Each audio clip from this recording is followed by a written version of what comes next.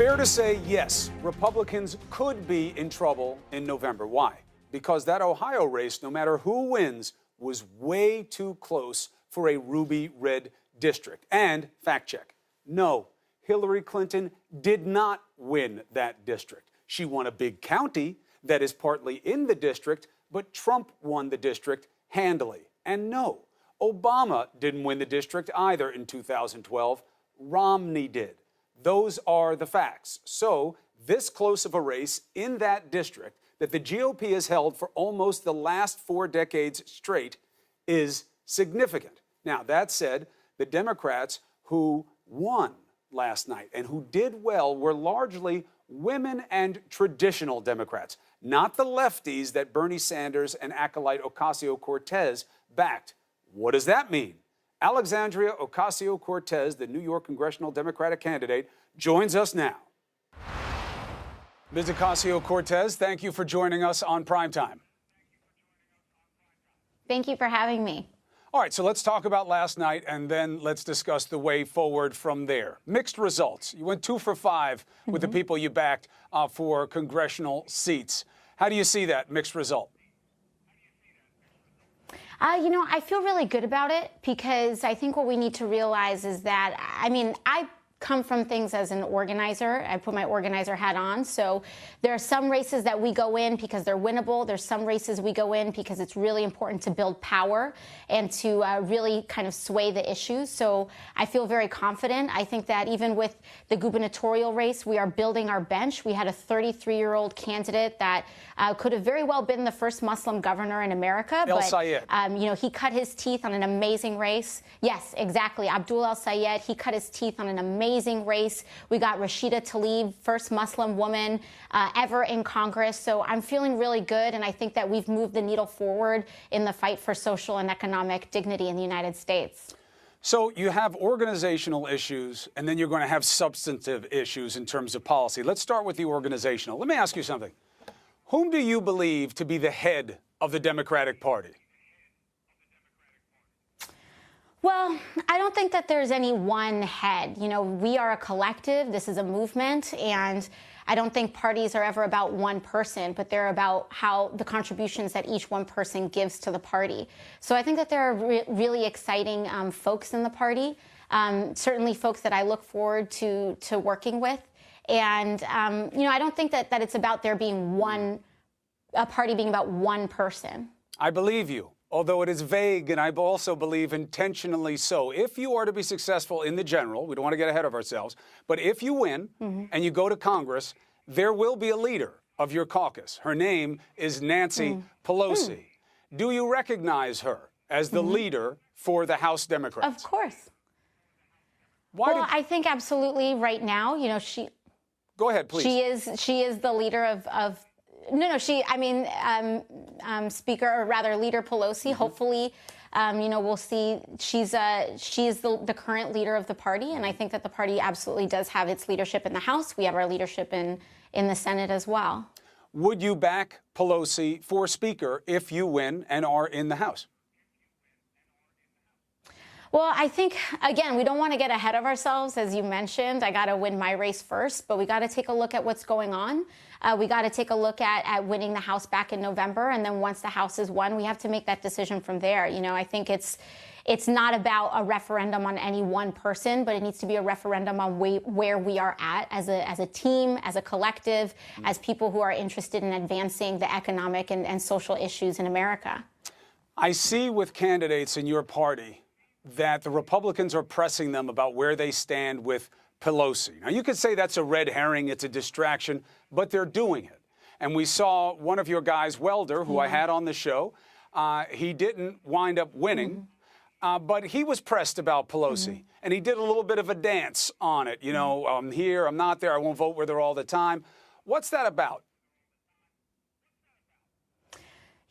I think it is like that red herring, where the more time we spent kind of debating any one individual person or figure is less time that we spend talking about Medicare for all, tuition-free public college, and a Green New Deal. So, I think that what we really need to do is have discipline on winning back the House. We need to spend a lot more time talking about the issues that Americans care about and the issues that are going to get more money in the average American's pocketbook and less money spent on totally expensive health care and education. So you go from the organizational structure of who are our bosses to the substantive. Now, Emily's List, which you're very well aware of, they put out an organization that said, we want to promote women being in politics. They've done very well.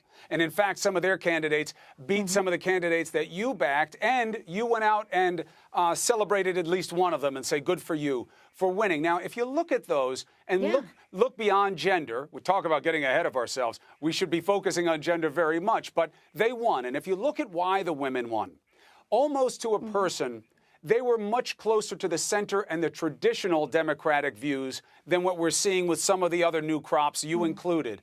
Do you think that that is a reflection about how much change your party can take and how soon, that more of those candidates are winning because they're hewing more closely to traditional Democratic standards?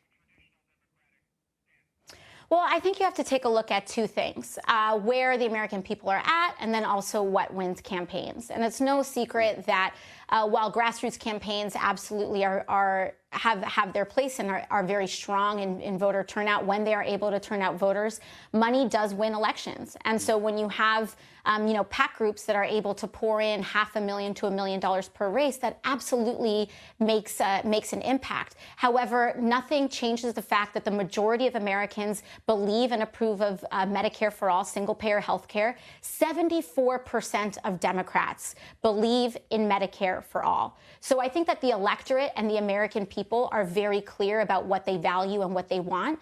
But at the same time, we do live in an environment where money and unlimited money wins a lot of elections. And so when you have organizations that are able to, write a blank check, that absolutely has an impact in races. But I think what we do know is that we are winning really hearts and minds, and we are winning an American consensus on where we are going for our future.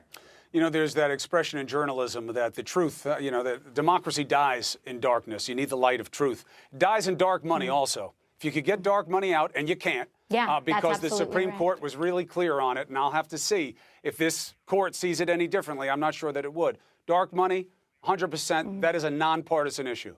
Then you get into the partisan issue of money, which is, man, do you want to spend a lot of my tax money on these proposals that you and Bernie and others have? Medicare for all, college tuition, maybe even housing, that the Green New Deal that you have, it is all very expensive, especially on the single-payer side, and that it gives people sticker shock. Even in Bernie's home state, they got sticker shock. They couldn't get it done in his state because of how expensive it is. And that was an 11% increase in taxes, 9 to 11%. Even that was too much for people. How do you pay? How do you sell it? So first of all, the thing that we need to realize is people talk about the sticker shock of Medicare for all. They do not talk about the sticker shock of the cost of our existing system. In a Koch brothers funded study, if any study is going to try to be a little bit slanted, it would be one funded by the Koch brothers.